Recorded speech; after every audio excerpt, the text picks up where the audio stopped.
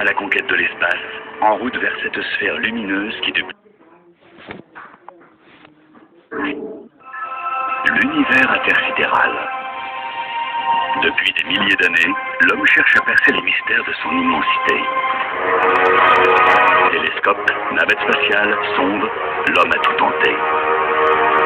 Pourtant, l'univers nous échappe toujours.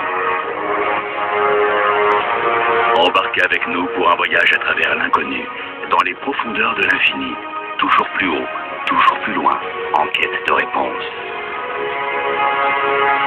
Partons à la découverte du cosmos.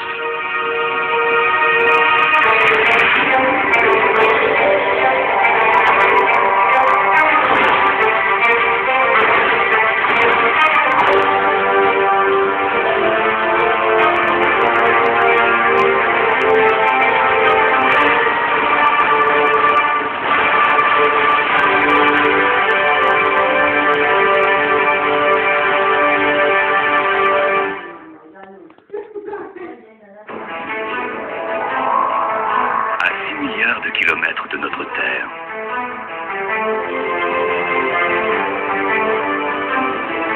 À 4,5 milliards de kilomètres.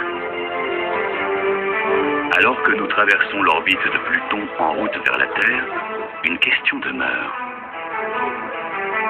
Si les distances à l'intérieur même de notre système solaire sont aussi gigantesques, qu'en est-il de l'univers tout entier? Y a-t-il autre chose au-delà de ces limites? Voici Jupiter situé à plus de 800 millions de kilomètres de la Terre.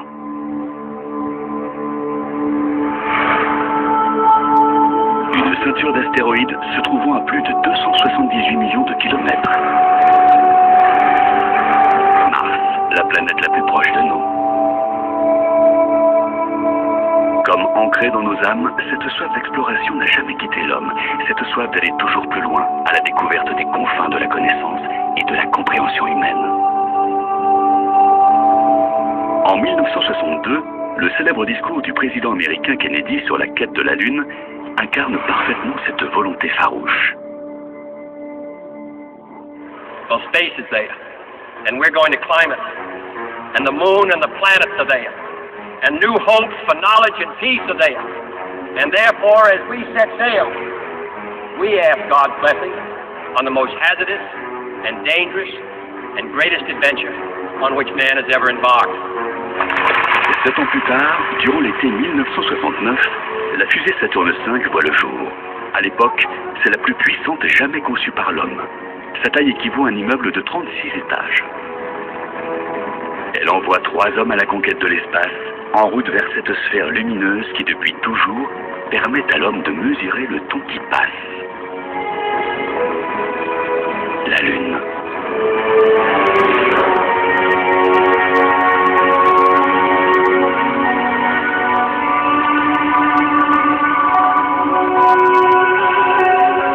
Il leur faudra 3 jours pour atteindre notre voisin le plus proche.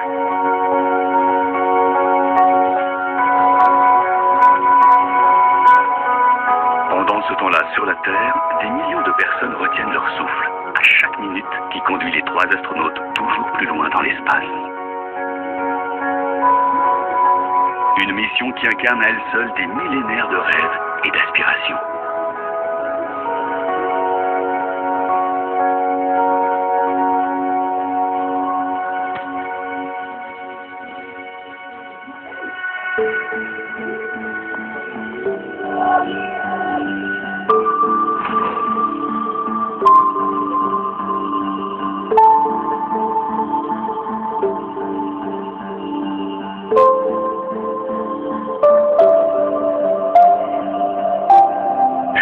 Ce moment de crainte et de joie mêlée, ce pas de géant pour l'humanité qui changea à jamais notre perception du possible, une source intarissable d'inspiration.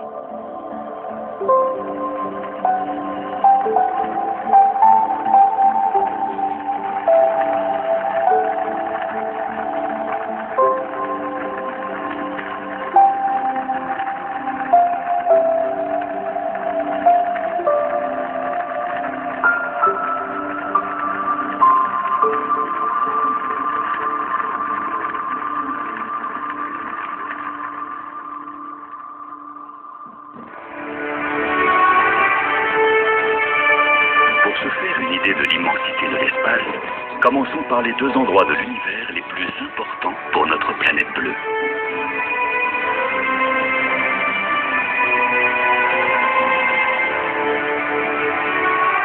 La Lune est le seul satellite naturel de la Terre, et il est de taille.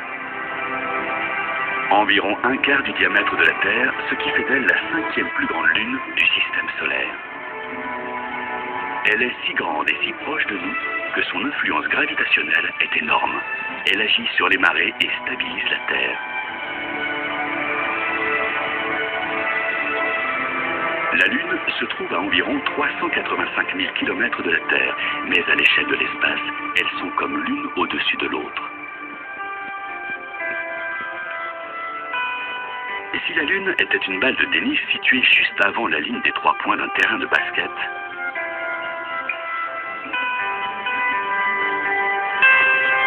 la Terre aurait la taille d'un ballon de basket posé sur le panier, soit à un peu plus de 7 mètres l'une de l'autre. Si loin et pourtant si proche.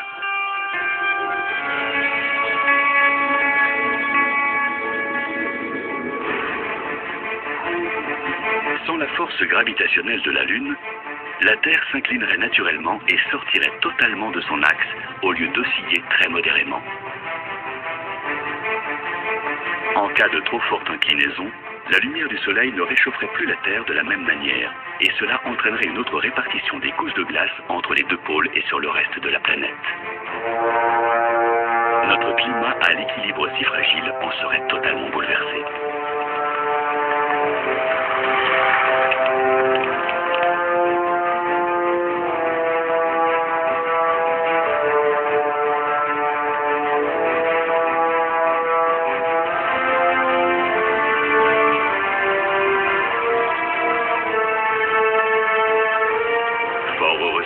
La Lune est là pour maintenir la stabilité de notre climat. La Terre, au gré d'une force gravitationnelle ancestrale, continue d'exercer son attraction sur la Lune, qui décrit un cercle à l'infini, tel une bille sur son rail. Sans cela, elle dériverait loin dans l'espace.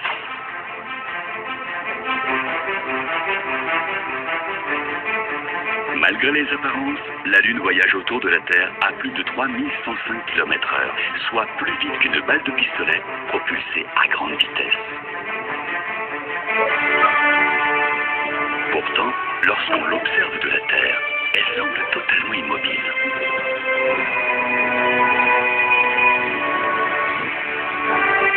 D'ici, la Lune semble baignée dans une mer de tranquillité. Ce sont même tous les objets en orbite autour de notre planète qui donnent cette impression. Mais les apparences sont parfois trompeuses. Lorsqu'on regarde les images d'archives de la Station spatiale internationale ou d'une navette spatiale en orbite à une distance de plus de 400 km de la surface de la Terre, on a du mal à se faire une idée de la vitesse réelle de ces deux engins. En réalité, ils se déplacent à plus de 20 fois la vitesse d'une balle.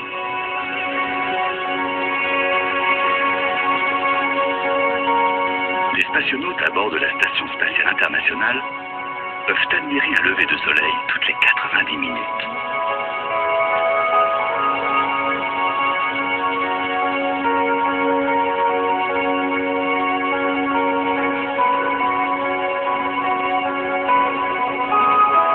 Supposons que la navette se trouve à quelques centimètres de la Terre.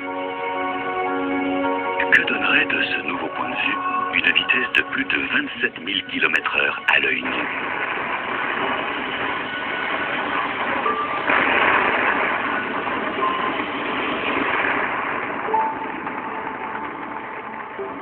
Impossible de la voir arriver.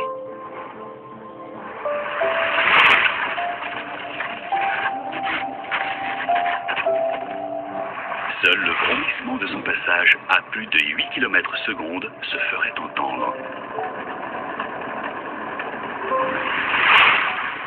Car avant même d'avoir pu esquisser le moindre mouvement de tête, la navette aurait déjà disparu à l'horizon sans laisser de traces.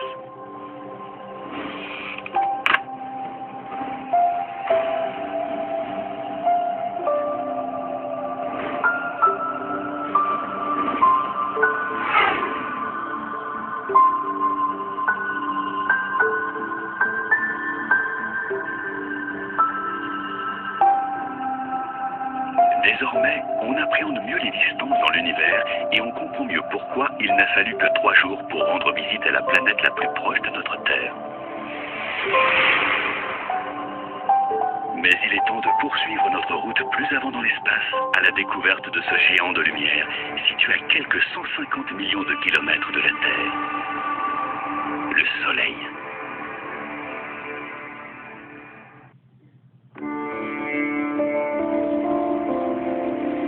Voici la star de notre système solaire.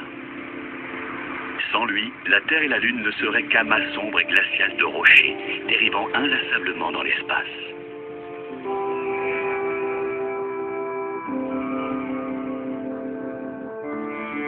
Bien avant qu'un mathématicien de la Renaissance n'affirme que le Soleil se trouve au centre de notre système solaire, l'homme connaissait déjà la valeur inestimable de cet orbe doré qui trône dans le ciel. Nul besoin d'un horaire, un mécanisme inventé pour représenter le système moderne d'astronomie, pour comprendre que le Soleil nous apporte chaleur et lumière.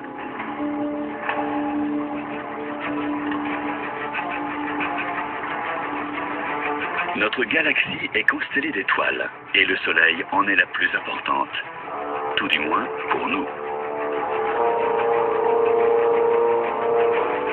Bien entendu, il est impossible de se poser sur le Soleil, sa surface n'étant pas solide, mais uniquement constituée d'une couche de gaz chaud et bouillonnant appelée photosphère. Plus on s'approche de son noyau, plus cette masse gazeuse devient dense. En s'enfonçant à plus de 160 000 km à l'intérieur du Soleil, on atteint la zone de radiation où l'énergie émise par le cœur est transférée vers la surface sous forme de radiation électromagnétique. Et si l'on poursuit notre chemin toujours plus à l'intérieur, on arrive enfin à cette centrale thermonucléaire qui régit absolument tout, le noyau. Température 15 millions de degrés Celsius. Voici l'endroit d'où provient toute la lumière et toute la chaleur de la Terre. Le Soleil est vieux d'environ 4,5 milliards d'années. D'ici 5 millions d'années, il aura épuisé la majeure partie de son carburant. Conséquence, il se refroidira et se transformera en une gigantesque étoile rouge. Mercure et Vénus, situés à des millions de kilomètres de là, seront engloutis au terme de cette formidable expansion.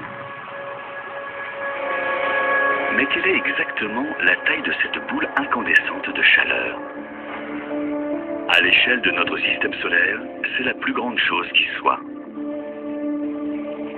Voici Mercure, Vénus, Mars, Jupiter, Saturne, les 2 plus grandes planètes. Comme le montre ce schéma, elles paraissent bien infimes en comparaison du Soleil. Il est si énorme et si puissant qu'il crée de l'énergie électromagnétique, ce qui génère de spectaculaires éruptions d'énergie à très fort taux de radiation. Il s'agit d'éruptions solaires, des phénomènes de plus de 10 fois la taille de la Terre elle-même.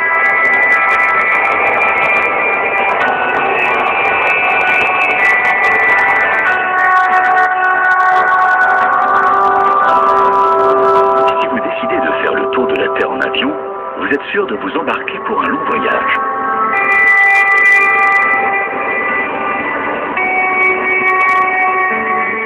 Pour un trajet sans escale autour de la planète bleue, il faudrait compter environ 45 heures. Soit quasiment 2 jours à bord de l'appareil.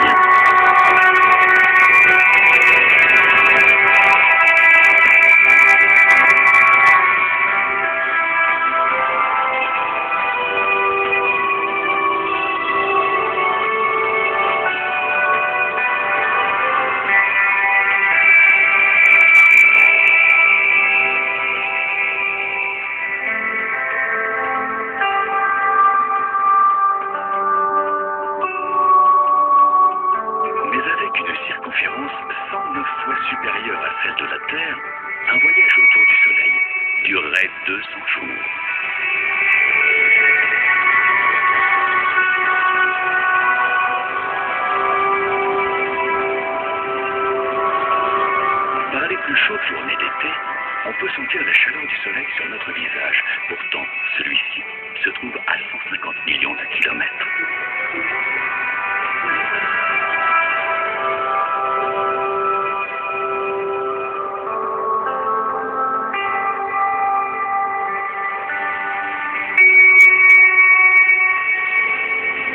Fort heureusement, nous sommes à la distance parfaite des flammes de cette fournaise stellaire. Ni trop près, ni trop loin.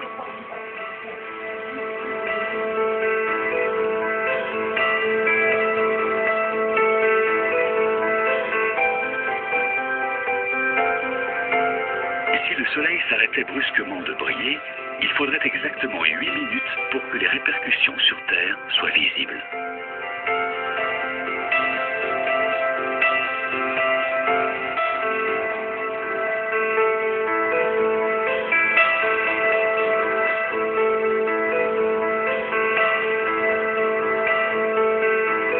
La masse colossale du Soleil exerce une telle force d'attraction gravitationnelle que les planètes sont obligées de tourner en orbite autour de lui.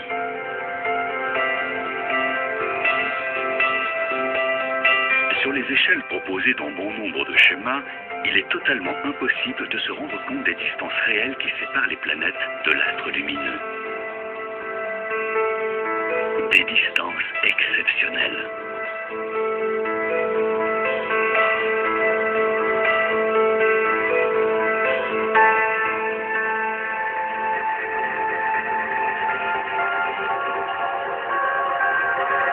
Imaginez que nous décidions d'entreprendre un petit tour des différentes planètes du système solaire à bord d'une fusée Apollo. En partant du Soleil, il faudrait à peu près 60 jours pour atteindre la planète la plus proche. Maintenant, installez-vous confortablement dans vos sièges, car ce n'est que le début du voyage. Prochaine étape, Vénus, 12 jours de plus. Et ce n'est qu'au bout de 5 mois de ce voyage interstellaire que nous atteindrions la Terre. Puis encore 3 mois supplémentaires pour découvrir la planète rouge, Mars. Mais il faudra attendre 2 ans pour que Jupiter soit enfin visible.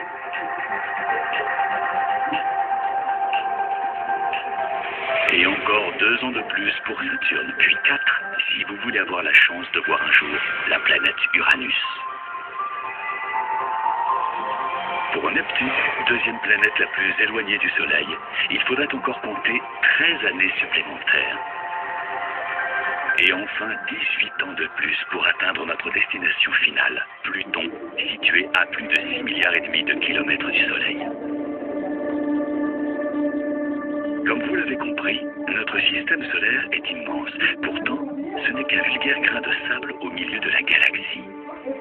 Cet astre si flamboyant qui domine notre système solaire se perd littéralement parmi les milliards d'étoiles qui composent la Voie lactée. Mais alors, jusqu'où le plus rapide des vaisseaux spatiaux jamais conçus par l'homme a-t-il été capable de nous emmener ?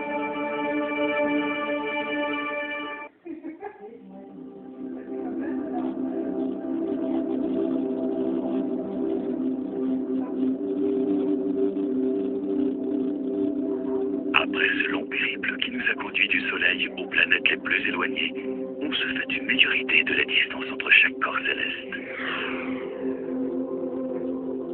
Et cela n'a quasiment pas bougé depuis 3 milliards d'années et les origines de notre système solaire. Mais aux confins de celui-ci, dans une zone appelée la ceinture de Kuiper, les choses ne sont pas aussi immuables. Ici se cachent plusieurs planètes naines, dont Pluton, ainsi que des millions de corps célestes glacés qui dérivent à travers l'espace.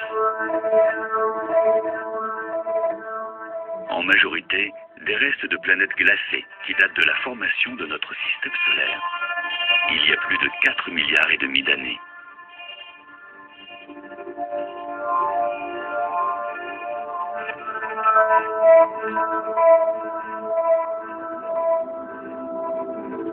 Ce sont des corps qui restent stationnaires, en orbite autour des planètes du système solaire.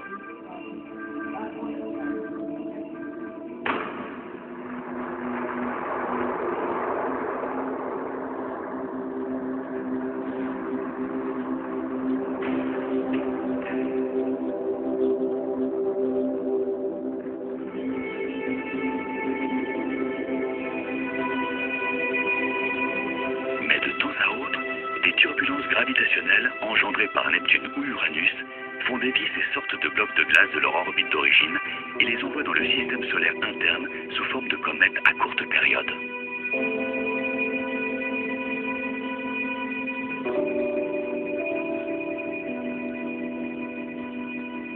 La plupart d'entre elles ne durent que quelques années, puis finissent par exploser à mesure qu'elles s'approchent de la chaleur du Soleil.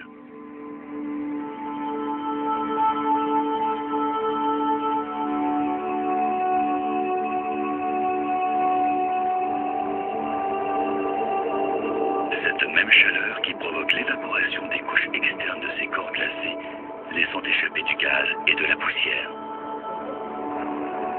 Les vents solaires transforment toutes ces particules en une longue queue qui pointe à l'opposé du Soleil.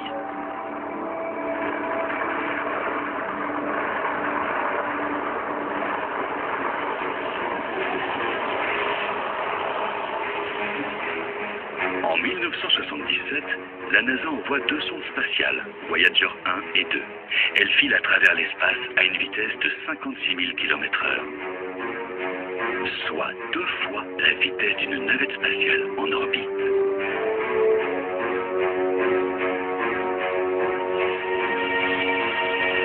Après plusieurs décennies dans l'espace, les sondes Voyager finissent par franchir les limites de notre système solaire. Elles dépassent la ceinture de Kuiper et en 2010, elles atteignent l'espace interstellaire. Leur mission, explorer les limites de l'influence magnétique solaire.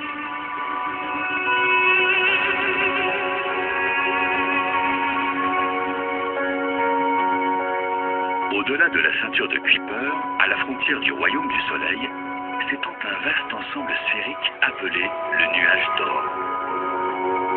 Sa limite externe se situe à 750 milliards de kilomètres du Soleil.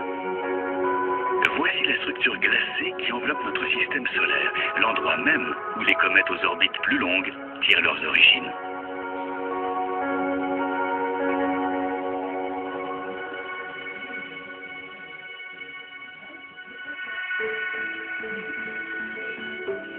La comète Hale-Bopp en est un bel exemple. Sortie du nuage d'Oort, elle navigue vers le Soleil dans un véritable éclat de lumière. En 1997, lors de son passage près de la Terre, Hale-Bopp devient visible à l'œil nu. Près de la Terre, tout est relatif, à plus de 160 millions de kilomètres.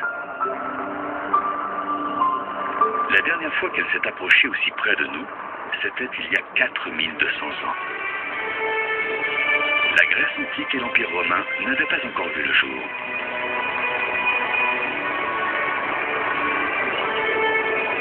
Hale-Bopp a depuis repris son chemin vers le nuage d'Oort.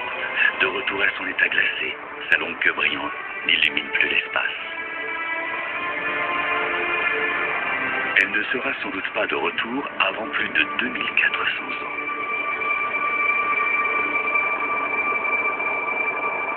Combien de ces restes glacés de planètes, plus communément appelées comètes à longue période, flottent dans le nuage d'Oort? Pas moins d'1 milliard. Voyons les choses de la manière suivante. Il y a 3 250 000 cristaux dans un sac de sucre en poudre de 2,5 kg.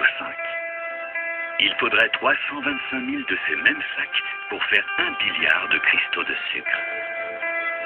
Soit environ le nombre de comètes présentes dans le nuage d'Oort.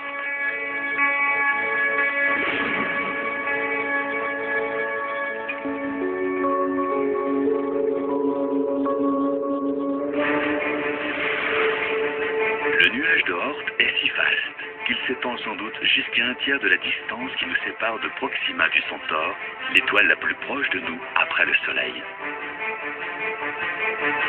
Néanmoins, notre voisin stellaire se trouve quand même à plus de 4,3 années-lumière de la Terre.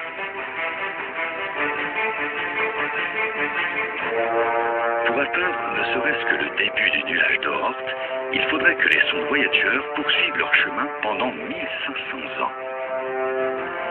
Et 80 000 de plus pour Proxima du Centaure. Soit 2 fois le temps qui sépare l'homme préhistorique du XXIe siècle.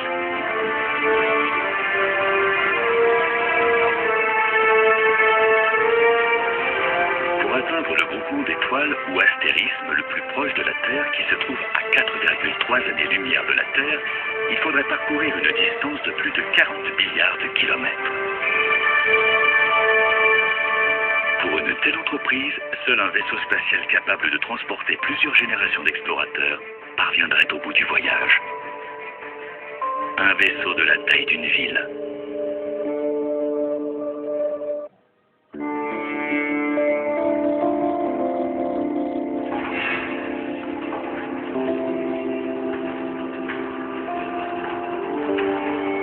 Comme l'histoire l'a montré, la théorie d'un système héliocentrique où les planètes tournent autour du Soleil n'était pas particulièrement bien vue pendant la Renaissance. En 1592, il y a un peu plus de 500 ans, Giordano Bruno, un philosophe italien, se risque à déclarer que le Soleil n'est pas la seule étoile de notre galaxie. Un terrible blasphème aux yeux du Vatican. Après des années de procès, l'Inquisition le reconnaît coupable d'hérésie et d'athéisme. Son unique péché, avoir osé penser que l'univers était infini, que les étoiles n'étaient pas toutes à distance égale de la Terre et que la théorie de l'héliocentrisme s'appliquait à chacune d'entre elles.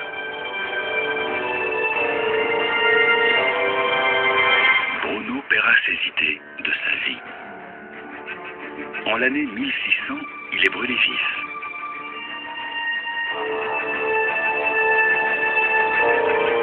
Pour avoir une idée précise des distances qui nous séparent des étoiles et des galaxies, l'homme a dû faire appel à une unité de mesure un peu différente. Une unité de mesure basée sur la vitesse de la lumière. La lumière voyage à une vitesse approximative de 300 millions de mètres par seconde.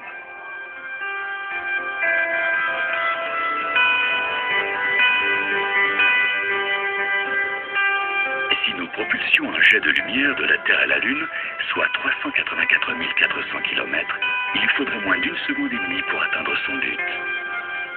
Un simple battement de paupières. Pour la planète Mars, à près de 223 millions de kilomètres, cela lui prendrait un tout petit peu moins de 13 minutes. Pour Jupiter, un peu plus d'une demi-heure. Pour Saturne, 1h10. Et pour parvenir au monde gelé de Pluton, il lui faudrait près de 5h30, même à une telle vitesse.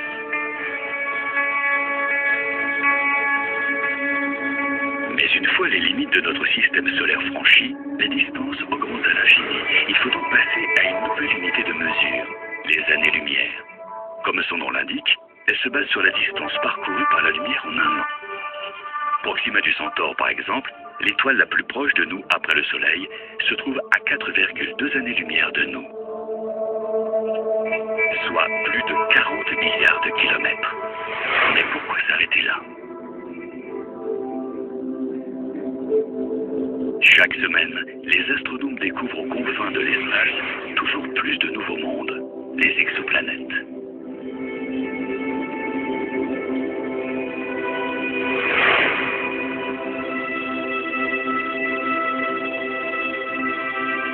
À 20 années-lumière de la Terre, dans la constellation de la Balance, se trouve une petite étoile ou naine rouge du nom de Gliese 581.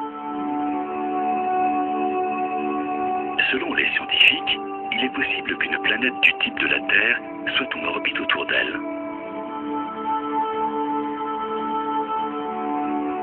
Et si son atmosphère le permet, l'homme pourrait parfaitement y vivre.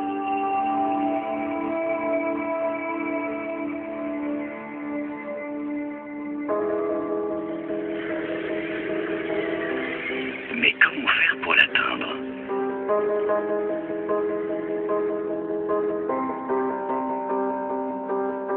Il faudrait fabriquer un vaisseau capable de naviguer dans l'espace à 10% de la vitesse de la lumière. Mais même à cette vitesse, le voyage à la conquête des exoplanètes les plus proches prendrait des années. Un vaisseau long de plusieurs kilomètres, de la taille d'une petite ville. Un vaisseau totalement autonome et capable de parcourir des distances sur plusieurs générations d'êtres humains. Un vaisseau qui pourrait héberger des milliers de membres d'équipage, leurs enfants, petits-enfants et arrière-petits-enfants, pour un voyage de plus de 200 ans.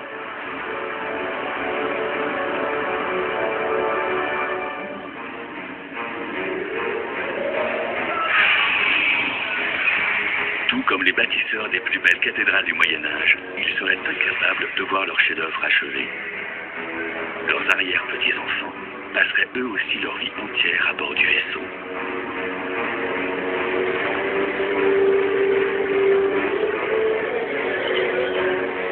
Mais eux non plus ne verraient jamais Gliese 581. Pire encore, ils n'auraient fait que la moitié du chemin. Un voyage pourtant bien dérisoire, si l'on en croit l'immensité de l'espace.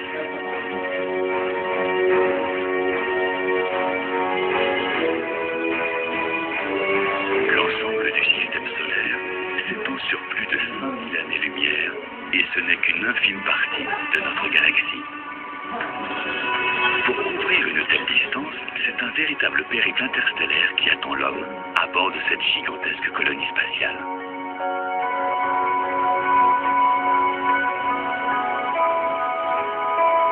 Un voyage sans retour pour nos nobles explorateurs, mais un voyage pour l'avenir de l'humanité, porteur des générations de demain. En route vers une terre promise, où l'humanité pourrait à nouveau trouver abondance et prospérité.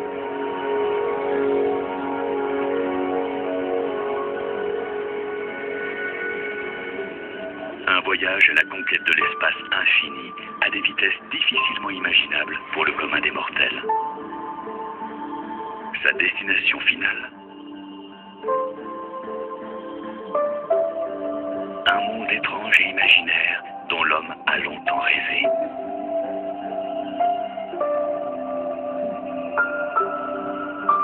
Un voyage qui semblerait une éternité et qui pourtant ne représenterait qu'une fraction de la Voie lactée.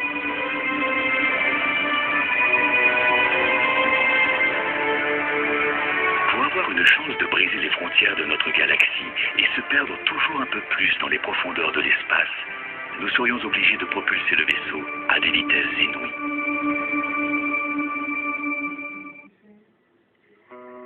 Petit à petit, nous prenons davantage conscience de l'immensité de notre galaxie, la Voie lactée.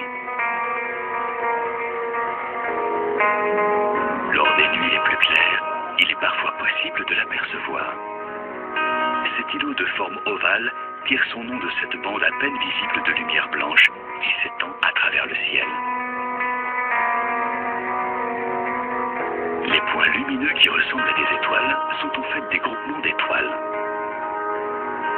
De millions d'étoiles. C'est ici que se trouve le centre de la galaxie, sa partie la plus brillante. Comme nous sommes à l'intérieur, il est impossible d'en voir sa totalité. La Voie lactée est tout autour de nous. Dès lors, qui peut blâmer nos ancêtres d'avoir cru que la Terre était au centre de la galaxie? Le soleil se lève chaque matin et se couche chaque soir, nous offrant par là même un spectacle nocturne du paradis céleste. Et pourtant, lorsqu'il ne brille pas de mille feux dans le décor bleu azur d'un ciel sans nuages, le soleil reprend sa place dans l'obscurité du ciel parmi les centaines de milliards d'étoiles qui peuplent la Voie lactée.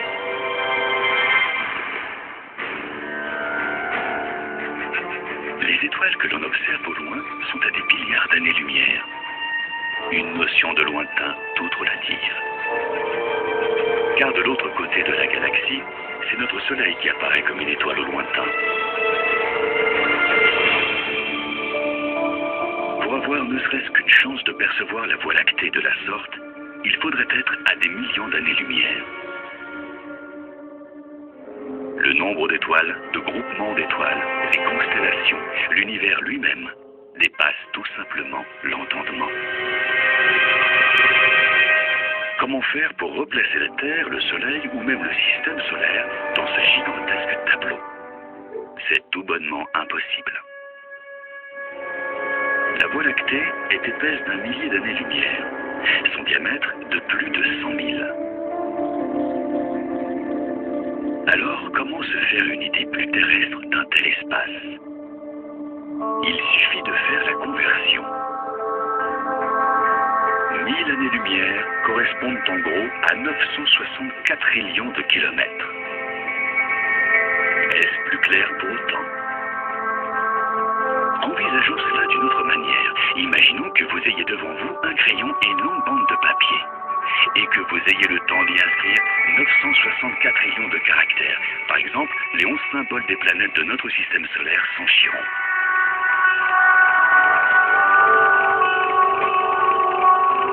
Eh bien, cette bandelette de papier ferait plus de 3000 fois le tour du Soleil. Et cet exemple nous permet-il de visualiser de manière un peu plus précise un tel nombre? 964 trillions de kilomètres?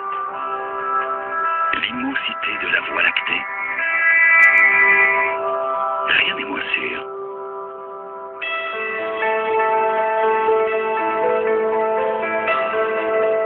Au cœur de notre galaxie se trouve Sagittarius A, une source intense d'ondes radio située dans la constellation du Sagittaire. Elle héberge l'un des phénomènes les plus intenses et mystérieux de l'univers.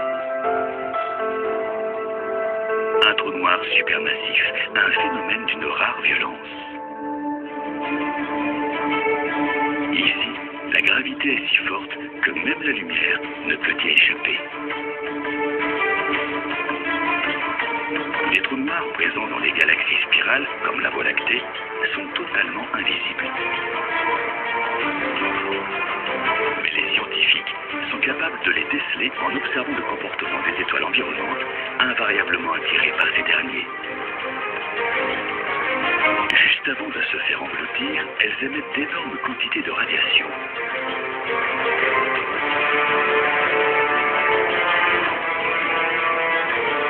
Plus de 4 millions de fois supérieure à la densité du Soleil. Le trou noir de Sagittarius A fait disparaître sans laisser de traces des amas d'étoiles entiers.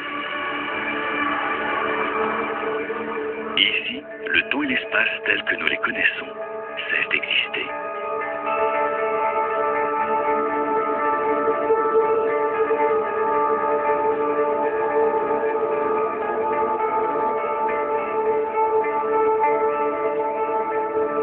Malgré l'immensité de la Voie lactée, les scientifiques pensent que notre galaxie n'est qu'une spirale ordinaire perdue dans un petit coin d'univers.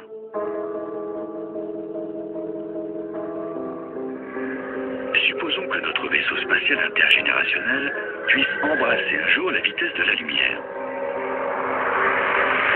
Il faudrait tout de même 2 500 000 années terrestres pour atteindre Andromède, la galaxie la plus proche de nous. Même à la vitesse de la lumière, sa progression serait totalement imperceptible à l'échelle de l'espace. Seuls nos descendants pourraient atteindre cette étrange et nouvelle galaxie par le biais d'un trou de verre. Et avec un peu de chance, ils y trouveraient une planète habitable et abandonneraient leur vaisseau. Ils se mettraient à la recherche de nourriture, se fabriqueraient des abris et commenceraient à fonder des sociétés telles que nous les connaissons sur Terre. La réussite finale d'une mission planifiée sur des générations entières.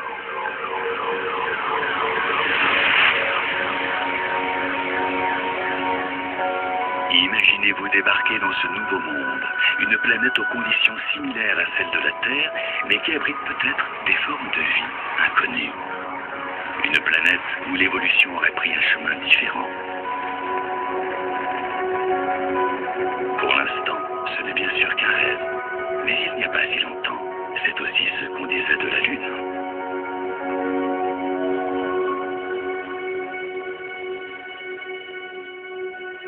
Quel sort peut bien réserver l'avenir à notre espèce sur Terre? Ce voyage interstellaire à la découverte d'une nouvelle planète sera-t-il un jour nécessaire? Un voyage au-delà de nos certitudes. L'espace est immense, certes, mais que se cache-t-il au-delà de ce que nous voyons déjà, et jusqu'où? Intéressons-nous maintenant aux véritables confins de l'espace, là où aucun vaisseau ne pourra jamais aller. mais aussi à l'époque où tout a commencé, à la formation de l'univers.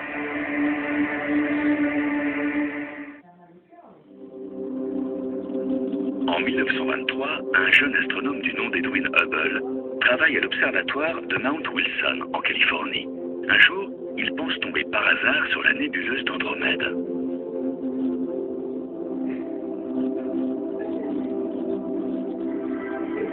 Il prend alors une série de clichés en noir et blanc qui vont très vite entrer dans l'histoire.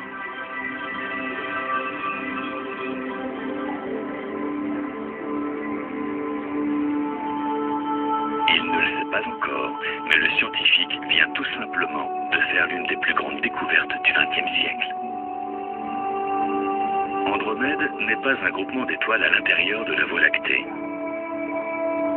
Edwin Hubble vient de mettre au jour une nouvelle galaxie.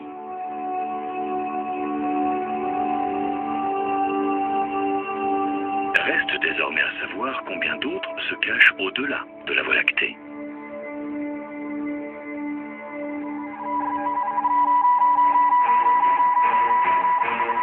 En 1990, la NASA procède au lancement d'un télescope orbital ultra puissant, baptisé en l'honneur d'Edwin Hubble. Son objectif, observer l'espace dans ses plus lointains recoins. De la taille d'un quart, Hubble navigue en dehors de la distorsion atmosphérique de la Terre.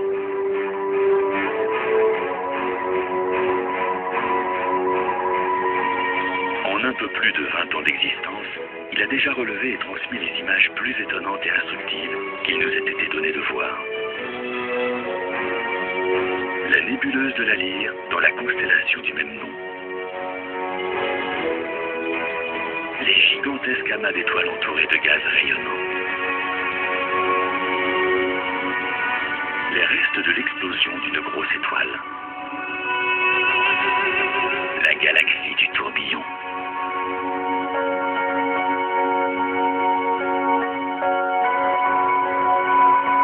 Les piliers de la création, véritables colonnes de poussière interstellaire.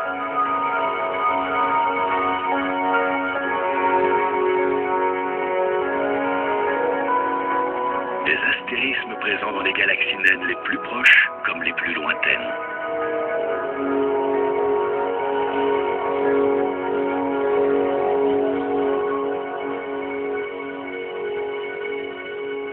La nébuleuse de la Carène. Grande de 3 années-lumière.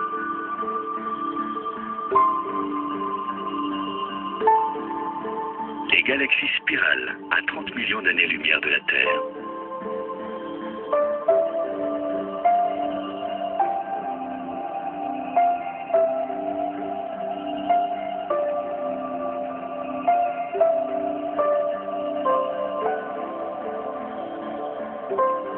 Des images plus extraordinaires les unes que les autres.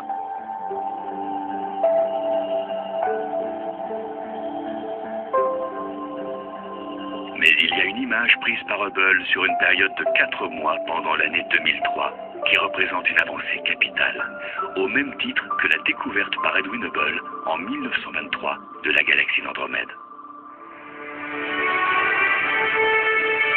À première vue, on ne dirait rien de plus que des étoiles dans la nuit. Mais en observant de plus près, on décèle plus de 10 000 corps célestes.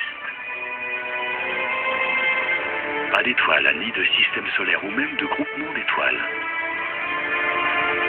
Pratiquement, chacune de ces minuscules boules de lumière sont des galaxies.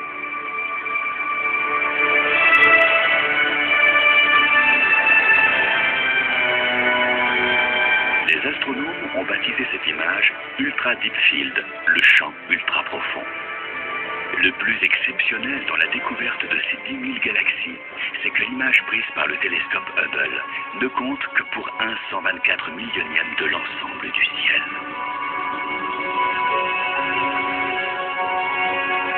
Pour capturer une telle image, les astronomes ont pointé le télescope vers le sud et une infime parcelle de ciel, totalement noire et apparemment vierge. Puis, ils sont attendus. Ils n'avaient aucune idée de ce que leur révélerait cette pénombre.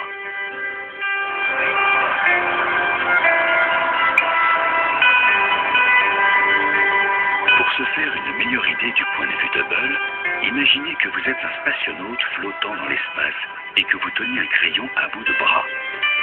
Caché par la gomme, un minuscule bout d'espace. Derrière lui se trouvent ces 10 000 galaxies. Et ce n'est pas tout. Toujours sur ce cliché, les astronomes vont déceler 5000 galaxies supplémentaires dans le flou de l'image. Parmi elles, certaines des plus anciennes. L'univers à l'état de nouveau-né.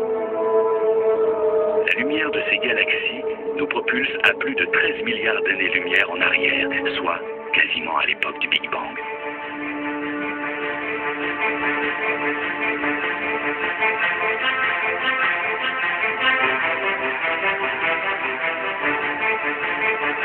Mais combien de galaxies a-t-on pu recenser exactement? Jusqu'à la découverte d'Edwin Hubble, les astronomes penchaient pour une galaxie unique, la Voie lactée. Aujourd'hui, la NASA estime qu'il en existe des centaines de milliards, dissimulés dans les profondeurs de l'espace. Connaîtra-t-on un jour les limites de l'univers? Et si oui, que se cache-t-il au-delà de celui-ci?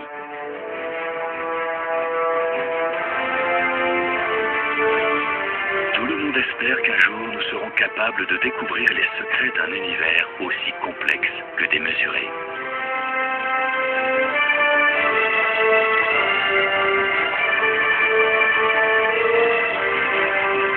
Sa taille dépasse sans doute notre imagination.